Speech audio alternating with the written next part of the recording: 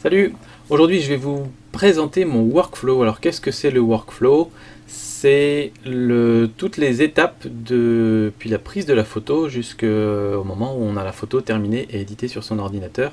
Et donc on va voir ça maintenant.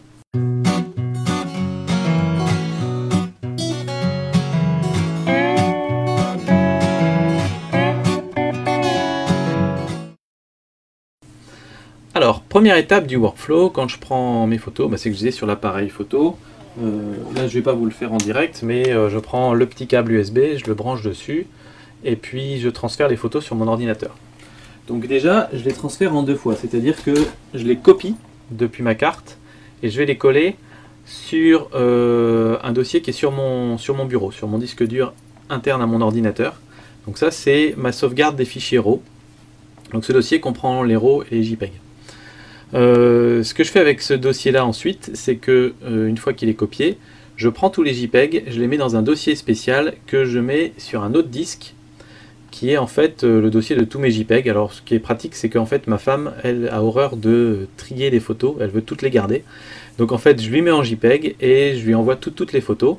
Et comme ça moi j'ai la conscience tranquille de me dire, si jamais par hasard il y a une photo d'il y a 3 mois que j'avais considérée comme mauvaise et que j'avais jetée, voilà, si j'en ai besoin je peux la récupérer là-bas.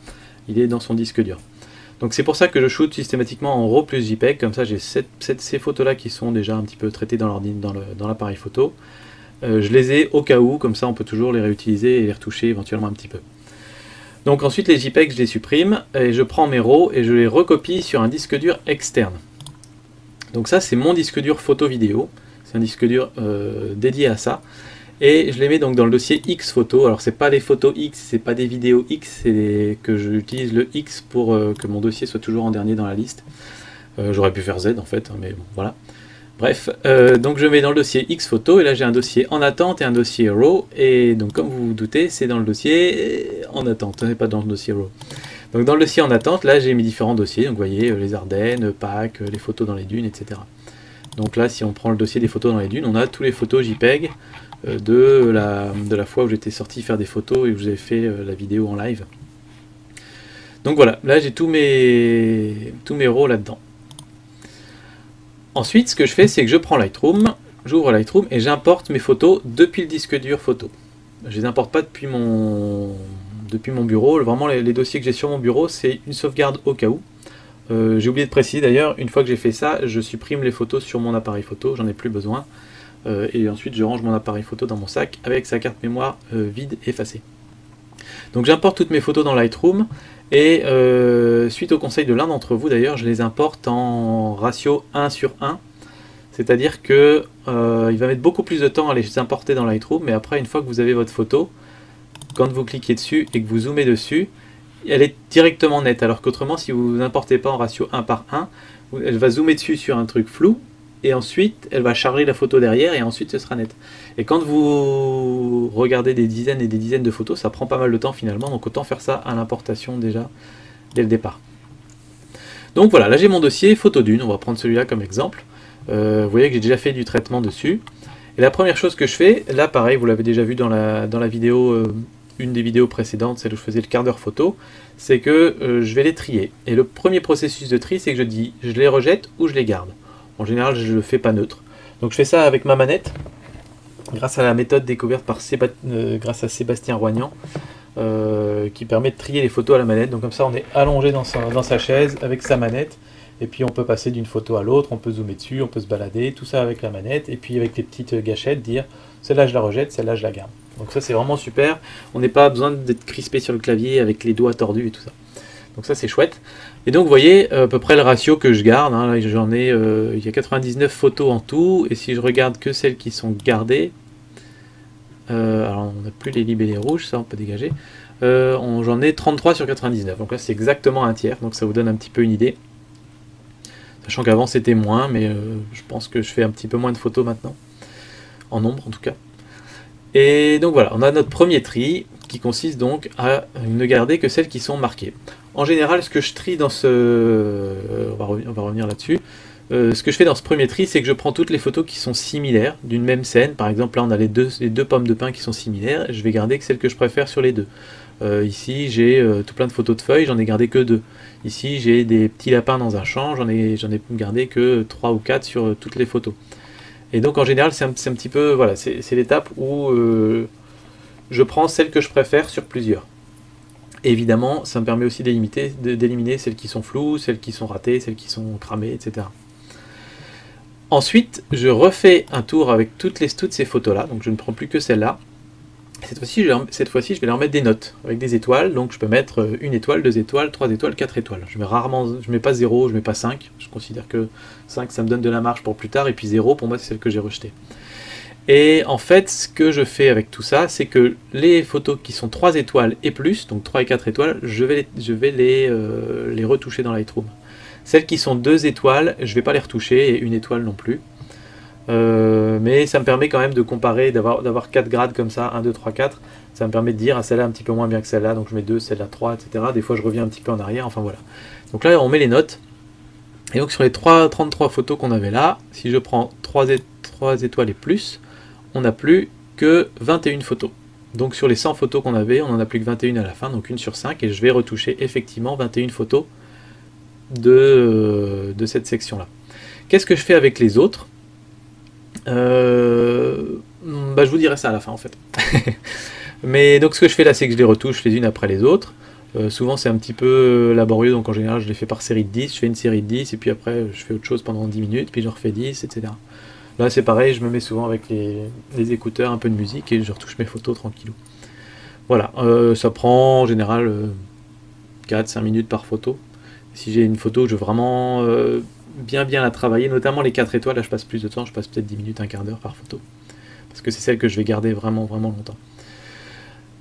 Souvent dans les 3 étoiles, on retrouve aussi les photos souvenirs, c'est-à-dire que c'est des photos qui sont pas forcément extraordinaires, des fois même le visage est flou, c'est pas très net, techniquement c'est pas bon, mais il y a l'expression de ma fille, ou une photo de famille, ou un truc comme ça, que j'ai envie de garder, ou bien c'est une photo qui est la seule de telle chose pendant les vacances, et j'ai envie qu'on garde un petit souvenir de ça.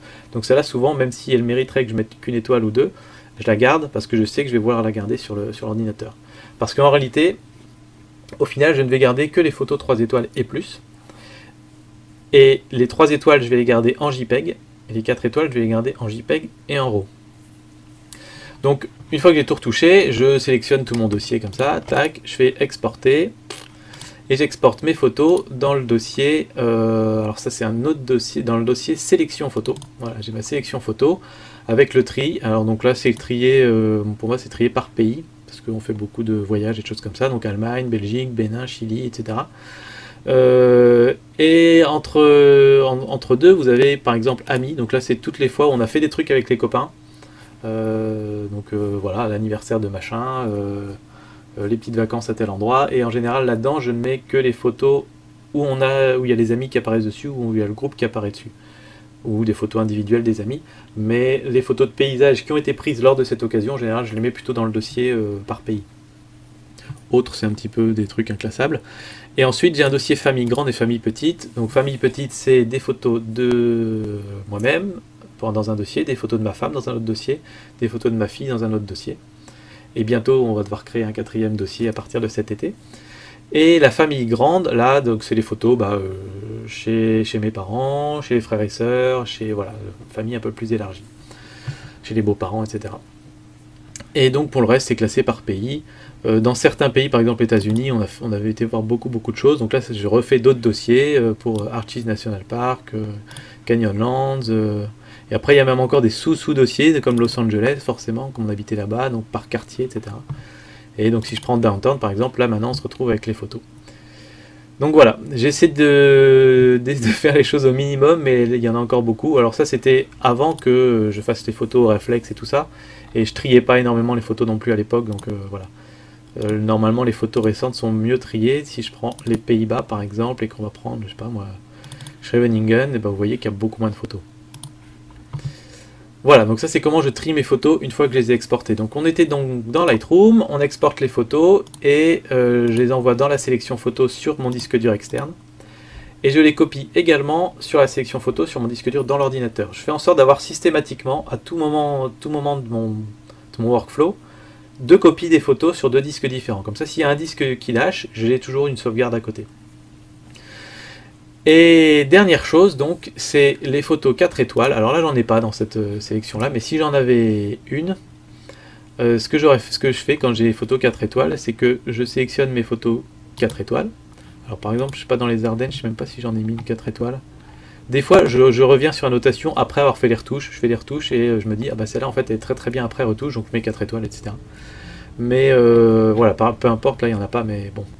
Vous imaginez s'il y en avait. Donc à ce moment-là, je vais dans Attributs, je fais 4 étoiles. Et si j'ai une photo ici, je vais retenir son numéro. Je vais aller la rechercher dans le X photo en attente et dans son dossier. Imaginons que c'est celle-là, par exemple, la 7172. Et je vais la copier et je vais aller la mettre dans le X photo RAW. Et RAW, c'est les RAW que je vais garder pour si jamais un jour je deviens meilleur en retouche d'image, ou si jamais je me dis cette photo là j'aurais préféré la voir en noir et blanc, et etc. etc. Si c'est les photos que je veux retoucher plus tard, et donc là je ne garde que mes 4 étoiles, et par exemple Best of 2014, bah, je vais venir copier mon RAW avec son petit fichier attaché qui comprend toutes les corrections qu'on a déjà faites dessus. Et donc ça j'en ai très peu. Si vous voulez par exemple Best of 2013, vous voyez j'ai 10 photos. 2014, je suis déjà à 10 photos aussi pour l'instant. J'en aurai peut-être une vingtaine ou une trentaine à la fin de l'année, mais ça ne va pas aller au-delà. Donc c'est vraiment le top du top. Et en général, c'est ces photos-là, parfois quelques-unes de 3 étoiles aussi, que je vais partager sur la page Facebook ou que je vais mettre sur le compte Google+, voilà, sur mon petit portfolio, entre guillemets.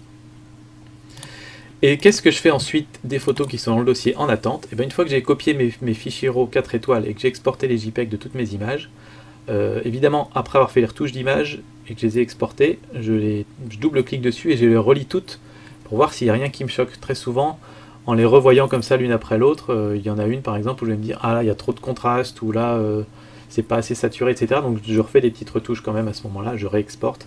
Une fois que je suis satisfait avec toutes les photos, je vais dans ce dossier-là, avec les photos en attente, je prends mon dossier, supprime, tout part à la poubelle, et je fais pareil avec mon dossier qui est sur le disque dur de l'ordinateur, je supprime et tout part à la poubelle. Ce qui fait qu'il me reste finalement en RAW dans Lightroom, uniquement, donc à part les dossiers en attente, uniquement les meilleurs des meilleurs.